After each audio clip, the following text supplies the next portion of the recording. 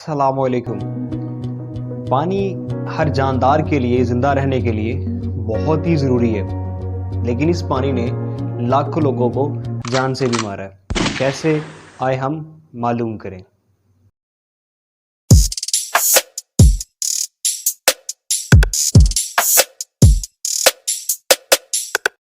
दोस्तों, जब ये पानी ओवरफ्लो करता है तो ये एक बहुत ही खौफनाक शक्ल अख्तियार कर जाता है, जिसका नाम है सैलाब। सैलाब उन कुदरती आफात में से नंबर 2 पर आता है कि जो बहुत जल्दी और बहुत दूर तक फैल जाता है। जब ये पानी एक खौफनाक शक्ल अख्तियार करता है तो इसके पास इतनी खौफनाक और तबाहकुन ताकतें होती हैं कि ये अपने सामने आने वाली हर चीज़, चाहे वो पुल हो, किसी का घर हो, गाड़ी हो या दरख्त हो, हर चीज़ को जड़ से उखाड़ देता है और अपने साथ उड़ा ले जाता है। अब जब ये पानी एक खौफनाक शक्ल अख्तियार करने के बाद जैसे जैसे ये फैलता जाता है, ये अपने साथ बहुत सारी मुख्तलिफ अमराज को लेकर चलता है, जिसमें टाइफाइड, मलेरिया, हैज़ा या हेपेटाइटिस ए जो बहुत ही ख़तरनाक बीमारियां हैं, ये इस सैलाब के साथ प्रोड्यूस हो जाती हैं। हम अगर बात करें कि ये सैलाब कैसे आते हैं तो इसकी कई वजूहात हो सकती हैं, लेकिन हम उन तमाम वजूहात को 2 हिस्सों में तकसीम करेंगे, जिसमें सबसे पहला हिस्सा हमारे पास आता है नेचुरल रीजंस का आता। दूसरा हमारे पास जो होगा वो आर्टिफिशियल रीजंस, यानी कि जिसमें इंसानों का भी किरदार होगा। अब अगर हम नेचुरल रीजन में देखें तो सबसे पहले हमारे पास नेचुरल रीजन में जो चीज़ आती है वो है हैवी रेन, यानी कि मूसलाधार बारिश।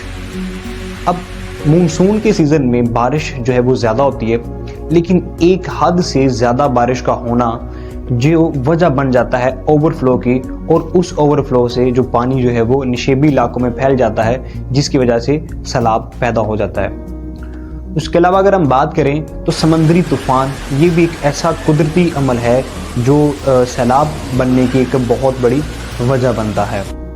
नंबर 3 पे अगर हम नेचुरल रीजन में देखें तो अगर किसी इलाके में डैम टूट जाता है तो उस डैम के टूटने की वजह से जो उसमें मौजूद स्टोर जो जितना भी पानी है वो सारा बाहर निकलता है और वो सारा का सारा इलाकों में फैल जाता है, तो वो सारे के सारे इलाकों में सैलाब की कंडीशन अख्तियार कर जाता है। उसके बाद अगर हम आर्टिफिशियल में बात करें तो आर्टिफिशियल्स में इंसान का बहुत ज़्यादा मेन किरदार है सैलाब को पैदा करने में, जिसमें नंबर 1 पे हमारे पास आता है क्लाइमेट चेंज। क्लाइमेट चेंज एक ऐसा फैक्टर है जिससे पूरी दुनिया लड़ रही है, और ये वही फैक्टर है जो सैलाब बनने की बहुत बड़ी वजह बनता है। इसमें नंबर 1 पे आता है हमारे पास ग्लोबल वार्मिंग। ग्लोबल वार्मिंग को हम सब जानते हैं कि दिन ब दिन हमारी इस ज़मीन का टेम्परेचर जो है वो बहुत ज़्यादा बढ़ता जा रहा है। अब जैसे जैसे ये टेम्परेचर बढ़ रहा है तो हमारे ग्लेशियर्स के ऊपर आइस मौजूद है। अब टेम्परेचर बढ़ने की वजह से वो आइस जो है वो मेल्ट होती है, और बड़ी तेज़ी के साथ मेल्ट होने की वजह से वो सैलाब की शक्ल जो है वो अख्तियार कर जाती है। उसके अलावा अगर हम आर्टिफिशियल रीजन में देखें तो मेन रीज़न जो है वो डिफोरेस्टेशन एक ऐसा फैक्टर है जिसकी वजह से जब हम जंगलात का कटाव करते हैं तो हमारा वाटर साइकिल जो है वो टोटली डिस्टर्ब हो जाता है, और जब वाटर साइकिल डिस्टर्ब होता है तो ये एक रीज़न बन जाता है सैलाब की। दोस्तों, अगर हम थोड़ा तारीखी पॉइंट ऑफ व्यू से बात करें कि इस पानी ने जब ये खौफनाक शक्ल अख्तियार की तो उसने दुनिया में क्या क्या तबाही मचाई, तो वर्ल्ड रिकॉर्ड में जो नंबर 1 पे सैलाब आता है वह 1219 के अंदर ब्रिटिश और नेदरलैंड के अंदर एक सैलाब आया था, जिसमें लाखों लोग जो है वो डूब कर मर गए थे, जिसकी वजह से इस सैलाब का नाम ही ड्रॉइंग मैन रखा गया।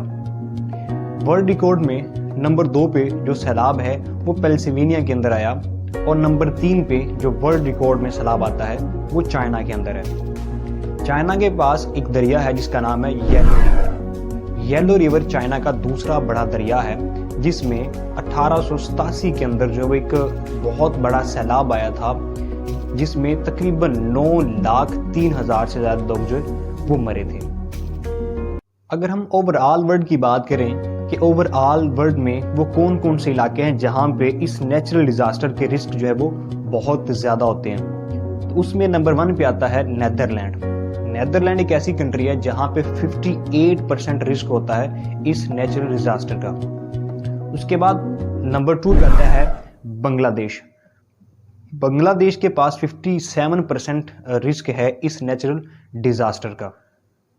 एशिया के पॉइंट ऑफ व्यू से बात करें कि एशिया में ऐसे कौन से ममालिक हैं जिनको इस डिजास्टर से बहुत ज़्यादा नुकसान का सामना करना पड़ा है, तो उसमें नंबर 1 पे आता है बांग्लादेश और नंबर 2 पे आता है पाकिस्तान। ये ऐसे ममालिक हैं जिन्होंने इस डिजास्टर से बहुत ज़्यादा इकोनॉमिकली लॉस या जानों का जो नुकसान आता है वो अदा किए।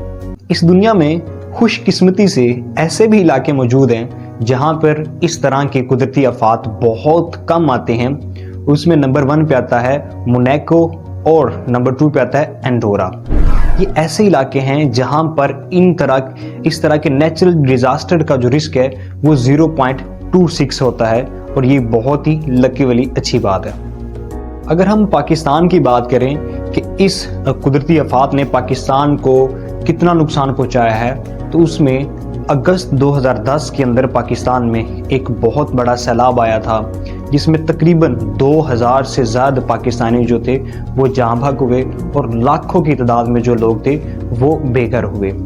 उसके अलावा अगर हम रिसेंटली बात करें पाकिस्तान में जो सैलाब आया 14 जुलाई से लेके अक्टूबर 2022 तक, उसमें 1739 पाकिस्तानी जो थे वो जहाँ भाग हुए और तकरीबन 3.3 ट्रिलियंस का पाकिस्तान को जो है वो नुकसान हुआ इन सैलाब से। क्या हम कुछ स्ट्रेटजीज अपनाकर इस डिज़ास्टर के नुकसानात से बच सकते हैं? तो जी बिल्कुल, हमें और हमारी गवर्नमेंट को ये चाहिए कि सबसे पहले जितने भी नाले उनकी बरवक्त सफाई की जाए ताकि पानी जो है वो ओवरफ्लो ना करे। उसके अलावा हमें जो है वो स्टोरेज टैंक तैयार करने चाहिए ताकि हम पानी को ज़्यादा से ज़्यादा स्टोर कर सकें। जो मेन हमारे पास बात आती है नेचुरल रिसोर्सेज में, तो वो ये हमें फॉरेस्टेशन करनी चाहिए, यानी कि जंगलात ज़्यादा से ज़्यादा लगाने चाहिए ताकि हम वाटर साइकिल को दोबारा से मेंटेन कर सकें। उसके अलावा जो एक बहुत बड़ी मेन रीज़न है डेवलपिंग कंट्रीज़ और डेवलप्ड कंट्रीज़ के दरमियान में, वो ये है कि डैम एक ऐसी चीज़ है कि जिसमें हम आर्टिफिशियली वाटर को स्टोर करते हैं। अब पाकिस्तान में डैम की बहुत कमी है जिसकी वजह से हर साल हमें इस कुदरती आफात का सामना करना पड़ता है और इतना नुकसान हमें अदा करना पड़ता है।